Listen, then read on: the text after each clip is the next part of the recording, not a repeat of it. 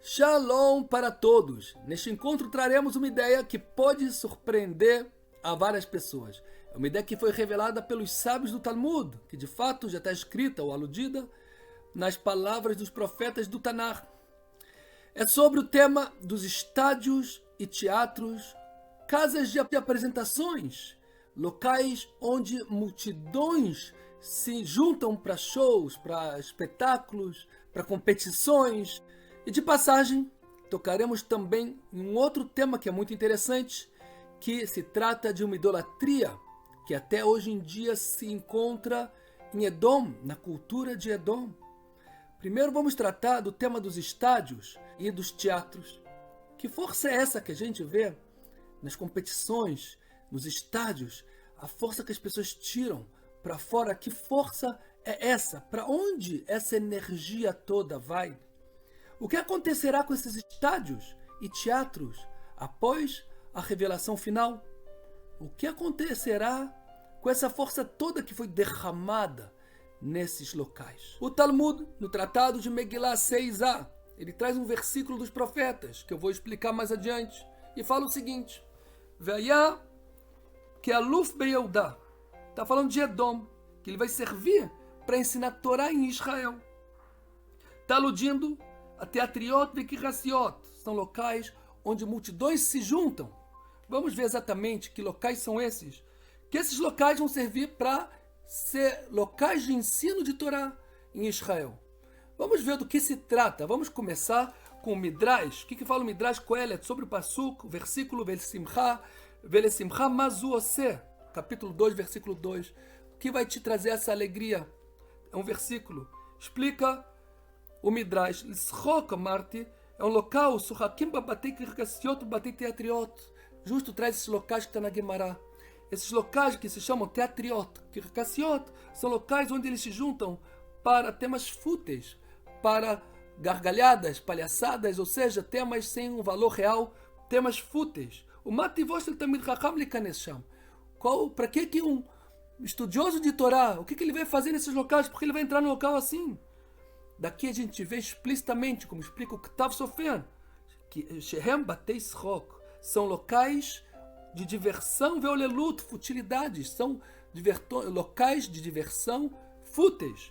Vamos ver o que explica o comentarista do Talmud, Etz Chaim, o Etz Yosef, que viveu já centenas de anos atrás.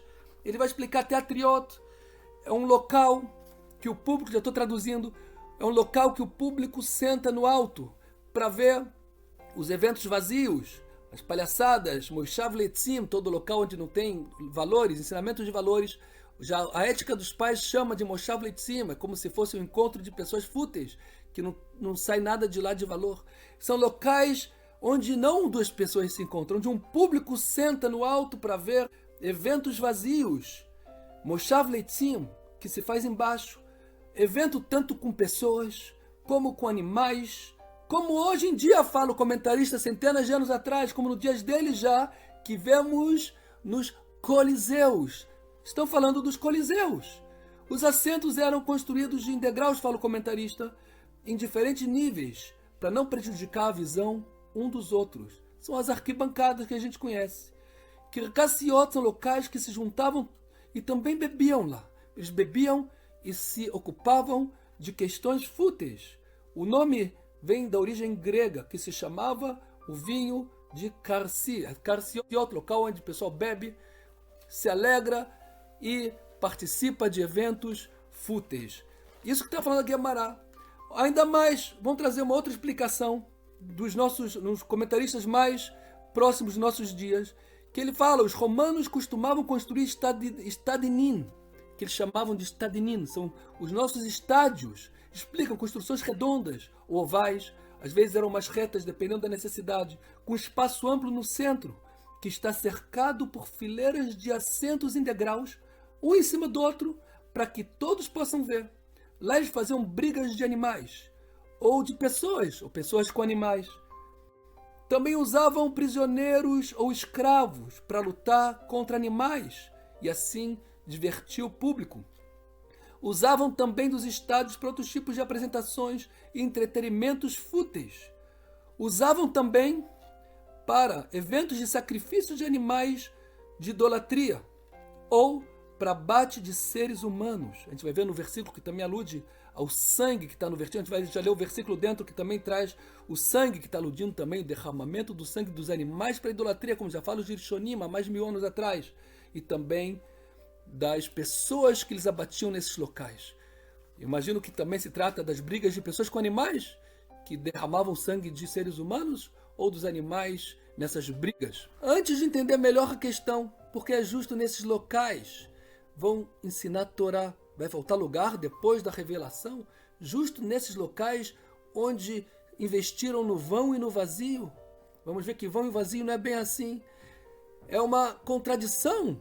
Se me perguntassem onde estudar a Torá, eu ia falar em todos os lugares, menos nesses locais desse tipo, E não, o profeta nos revela, justo lá vão ensinar a Torá, justo lá vão estudar a Torá. Por quê? O que tem por detrás disso? Vamos ver que tem realmente uma profundidade impressionante por detrás desse tema e o motivo que tem oculto aqui.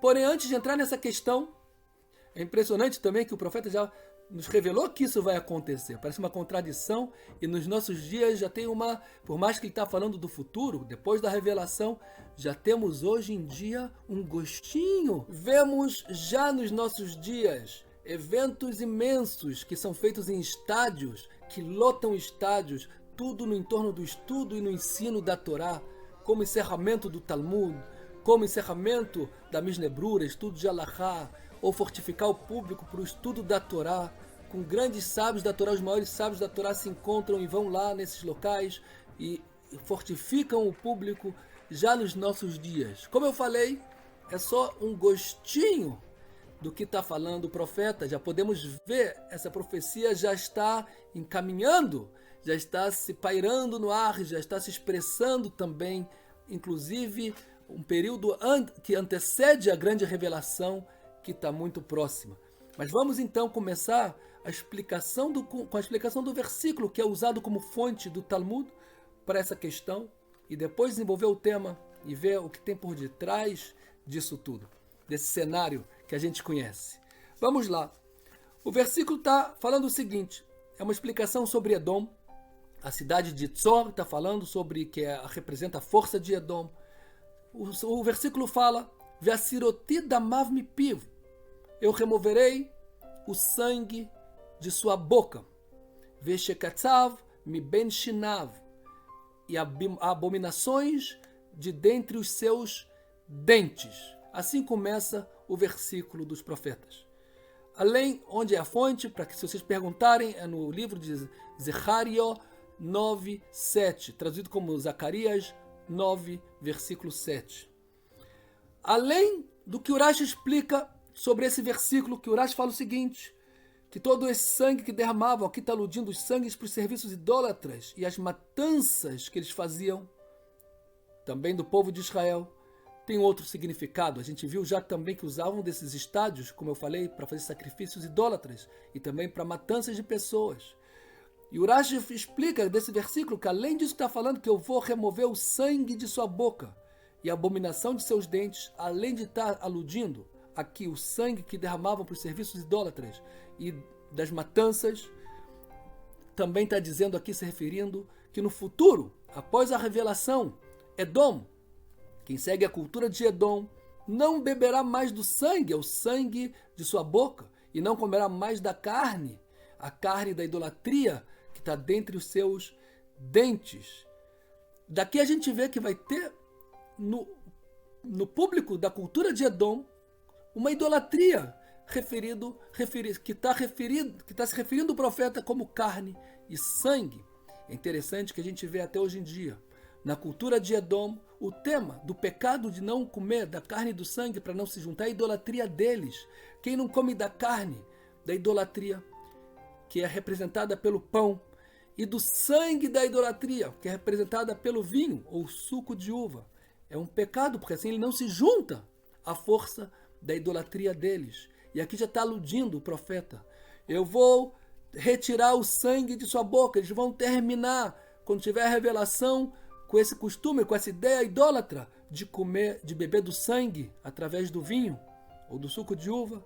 e de comer das abominações dentre seus dentes, que se refere à carne, que se comendo o pão se junta à carne da idolatria, e tomando do vinho se junta ao sangue da idolatria, ao ponto que quem não faz isso é um pecador e não vai ter uma porção no mundo vindouro, porque não se juntou à idolatria.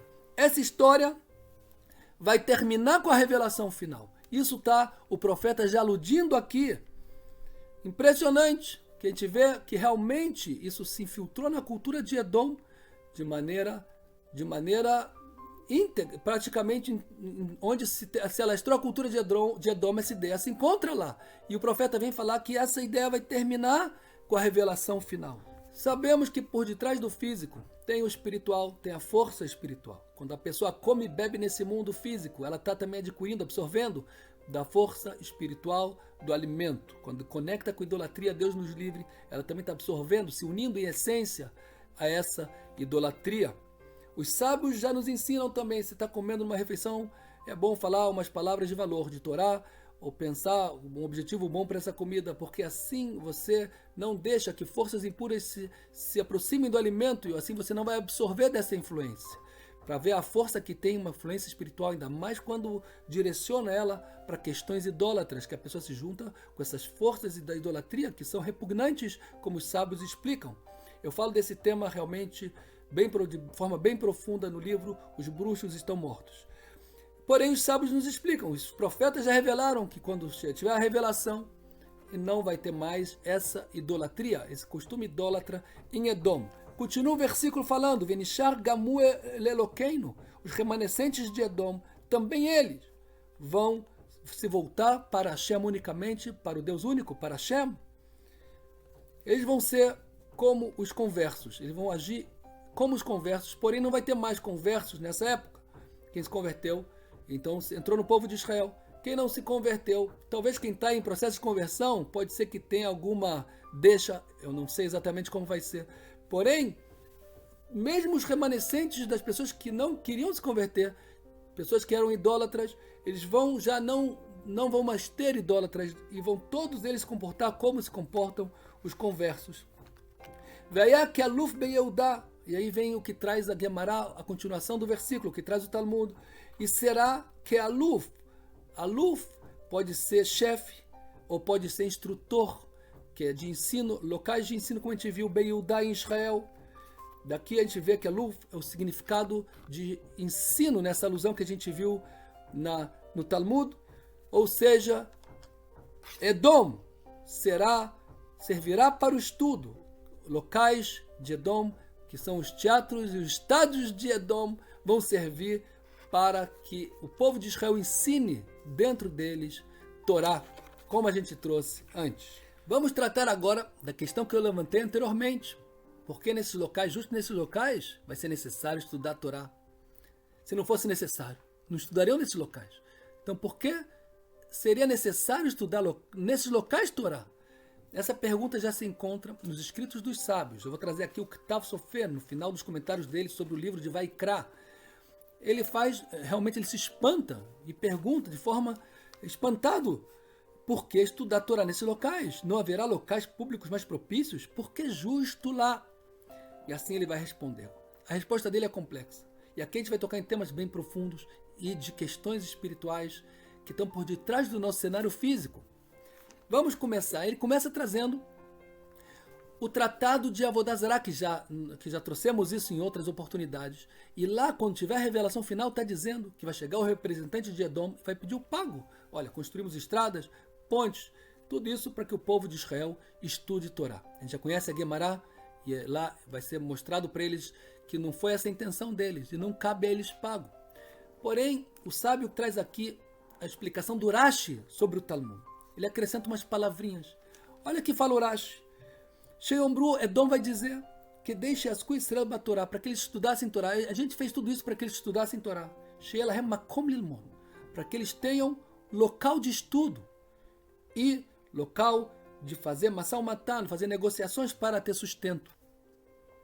O sábio explica o seguinte: do que o Rashi veio acrescentar locais de estudo, que eles vão aprender Torá dos locais de estudo.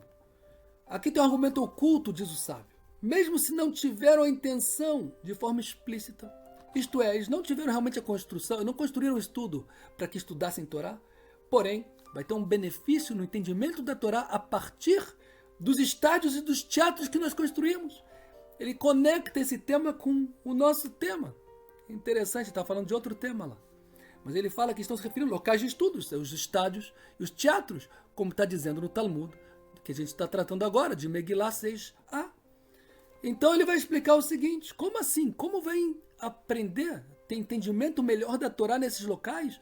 O que a gente pode aprender desses locais que não aprenderíamos em outros locais? Para isso, o sábio traz um versículo de Coelet, escrito pelo rei Salomão, Shlomo Melech, que fala o seguinte: Ohev kesef lo yisba kesef. Aquele que ama o dinheiro nunca vai se cansar de perseguir o dinheiro. Ohev mitzvah, o que ama o preceito de Hashem, a mitzvah, lo yisba, também nunca vai se cansar de perseguir a mitzvah. Ele traz do Midrash, de Coelet Rabbah 5.8. Como entender esse versículo? No começo ele fala de dinheiro, depois ele fala de preceito de Hashem. Como assim? Ele começa falando de dinheiro e depois continua falando de Hashem. Assim ele responde: uma pessoa justa que realmente procura cumprir a vontade de Hashem deve ser muito ágil para cumprir as mitzvot, que são os preceitos da Torá.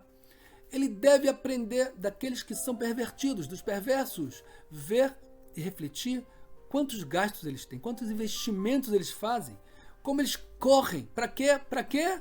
Para fazer as suas perversidades, as suas futilidades neste mundo físico que termina, o vão e o vazio, que não tem essência. Então, a pessoa sábia deve aprender disso, que com muito mais razão, se eles investem tanto, se dedicam tanto a questões fúteis, então o quanto eu tenho que aproveitar o tempo e investir em questões que realmente são verdadeiras, que têm essência, que são eternas. Nós devemos investir, fala o sábio, e correr para cumprir as mitzvot. Por isso, o versículo inicia falando de dinheiro. Olha só, as pessoas que perseguem o dinheiro nunca se cansam de perseguir. Nunca se cansa. Devemos refletir e aprender daqui para as mitzvot. Então, continua o sábio, Edom vai argumentar. Tudo que nós investimos nesses temas serviu para que o povo de Israel aprendesse a investir na Torá e na mitzvot. E vão querer mérito por terem ajudado, sido usado como ferramentas para o povo de Israel aprender ainda mais. Olha só como eles investiram, como eles se dedicaram.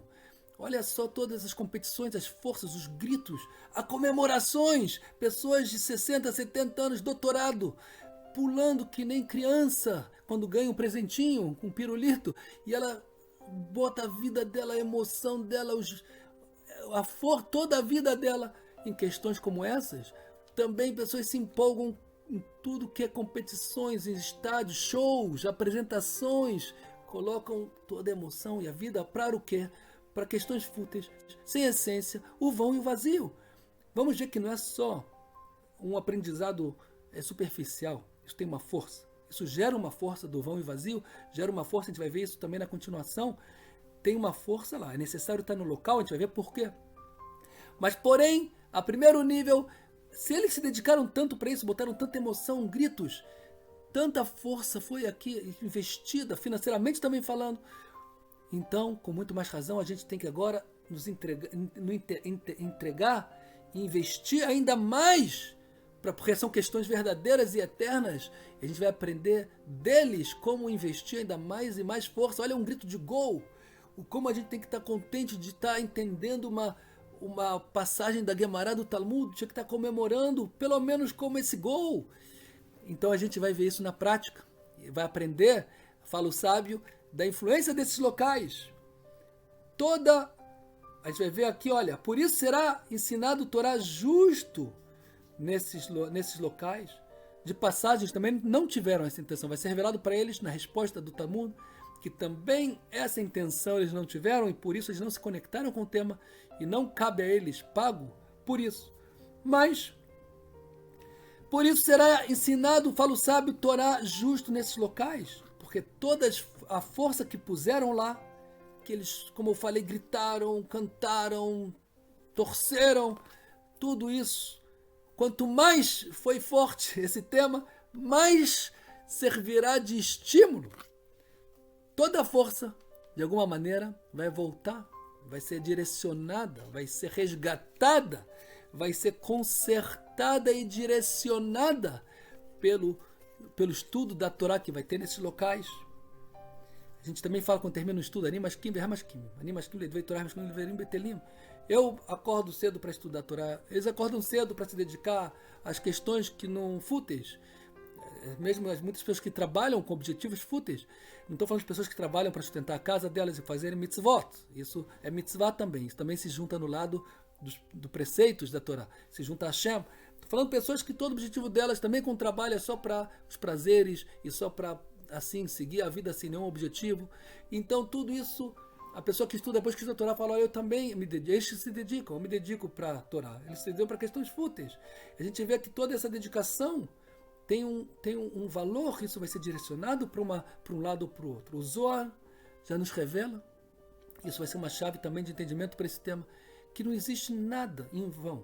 Tudo que a pessoa faz vai trazer uma influência positiva ou negativa, vai se conectar de alguma forma para o bem ou para o mal. Se o objetivo que ela tem por detrás, que é o que causou ela fazer o que ela está fazendo, expressar o que ela está expressando, a gritar o que ela está gritando, é algo positivo, construtivo, mitzvah, conecta com Hashem, vai trazer influência boa. Se não, vai trazer uma influência do outro lado, da Sitra Achra. Assim fala o Zohar, não existe nada em vão.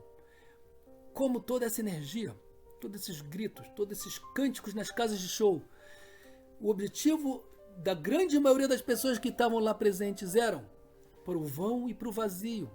Já nos revela os sábios da parte oculta da Torá que o vão e o vazio é uma impureza ainda maior.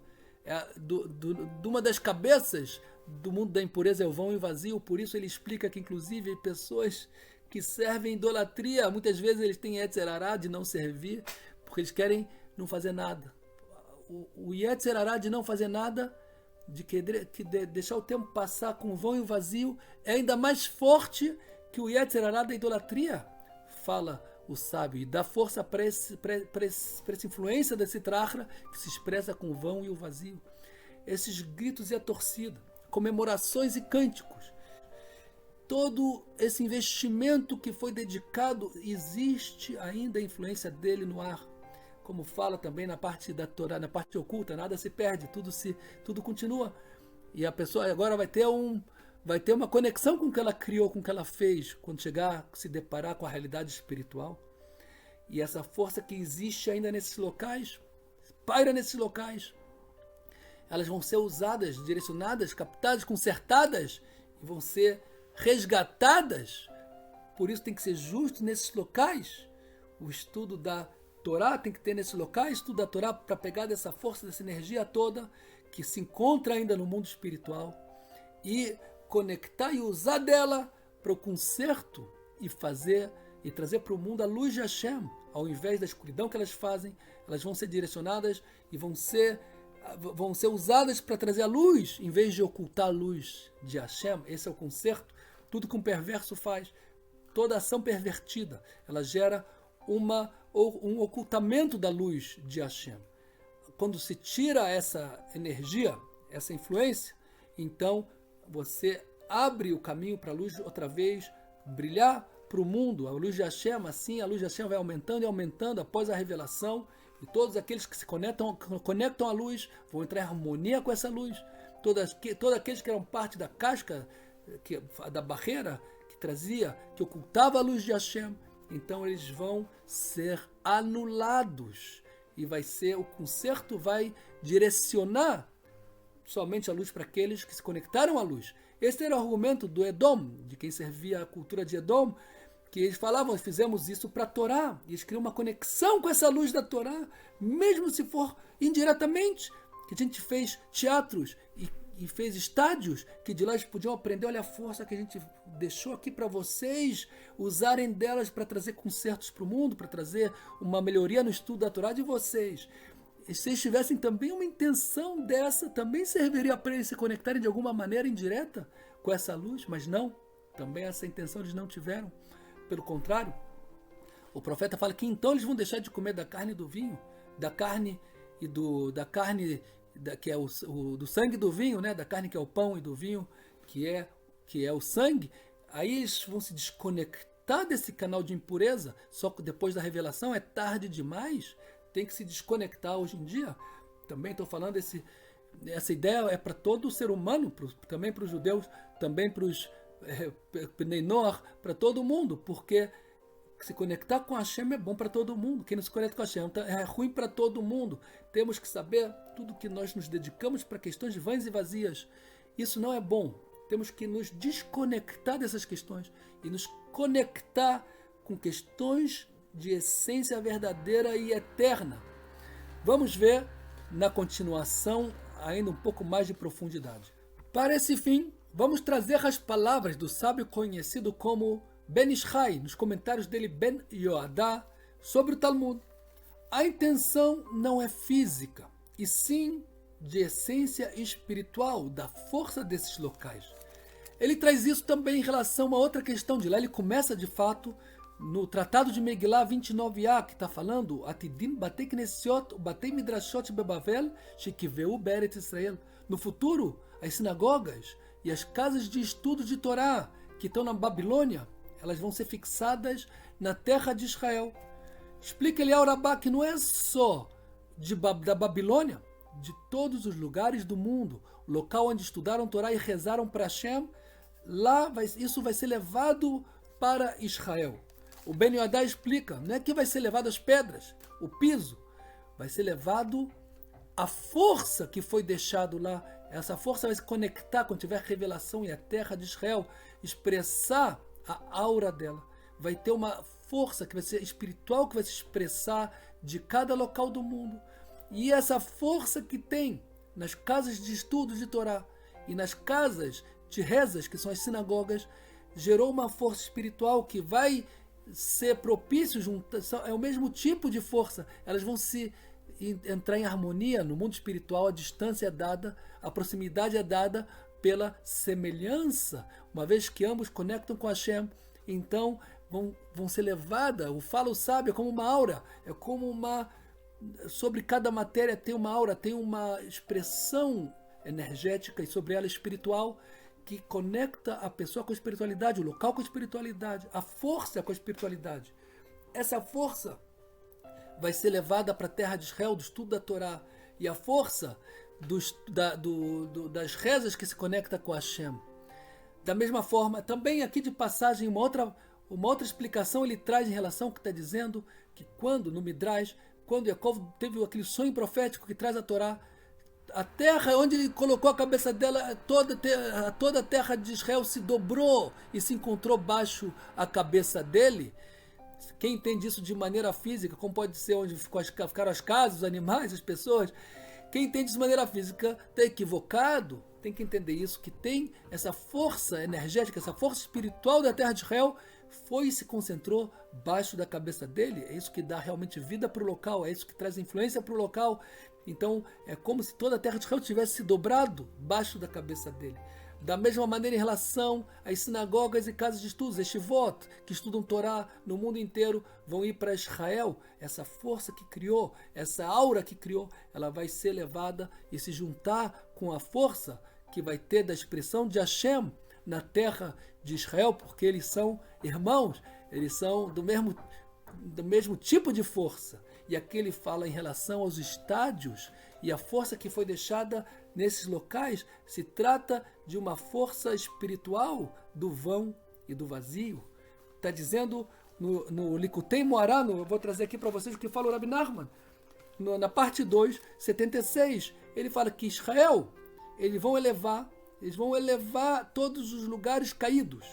O que quer dizer lugares caídos? Primeiro tem Yalkut Shimoni, um Midrash que fala, esses lugares são lugares de escuridão. E traz o Likutei Moará, ele fala, Kemoteatriot e Karkassiot, são os teatros e os estádios de Edom que é citado na Gemara, no Tratado de Megillah, que a gente falou agora. Shacharei Shenav Venad Bagalut, que Israel ficou de indo para um lado e para o outro, exilado de país em país na Galut. Ahar Kach Malin Umenassim Akol. Eles têm a função de estar indo para um lugar para o outro para no final das contas elevar toda essa força da escuridão e elevar essa força para a luz, trazer o conserto dela, como a gente falou. Por enquanto, a gente ainda não tem a revelação, não tem essa força. Então, fala o Midrash, não é para a gente ir em lugares assim que tem influência forte, que vai acabar puxando a pessoa para o vão e para o vazio. Vai colocar os sentimentos dela, a emoção dela, a expectativa dela para questões fúteis. Então, nós não temos a força ainda de trazer o conserto para essa gritaria toda do gol, da emoção. A gente não tem como consertar isso ainda. Depois da revelação que Deus mostrar o vão e o vazio, então vai ser um momento propício de ir para lá e consertar isso. Já vemos nos nossos dias, quando o público forte de Torá se reúne nesses lugares, já deve ser o começo desse conserto, porque já está pairando no ar a luz da revelação final.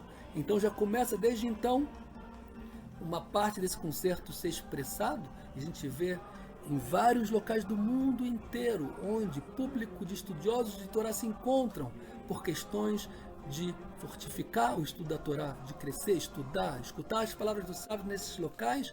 A gente já está vivenciando um pouquinho dessa influência, inclusive antes da grande revelação que está para chegar. Bezrat Hashem, espero que tenha proveito dessas informações, que a gente possa realmente nos dedicar às questões de essência verdadeira e participar desse concerto como da parte positiva do concerto. A gente está consertando isso e sendo como um instrumento de Hashem, como servindo a Hashem nesse concerto, participando dele e curtir essa luz toda, aproveitar dessa luz toda e não o contrário, como fala no Midrash, quando Deus abrir a luz e revelar a luz dele, para quem está conectado com essa luz, vai ser um colírio para os olhos, vai ser uma delícia.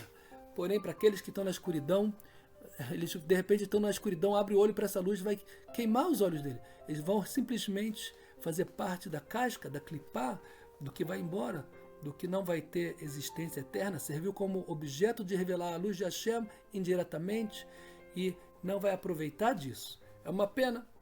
Espero que a gente possa realmente aproveitar o último período que a gente está vivendo antes da revelação. Quem sabe ainda faço um vídeo sobre esse tema.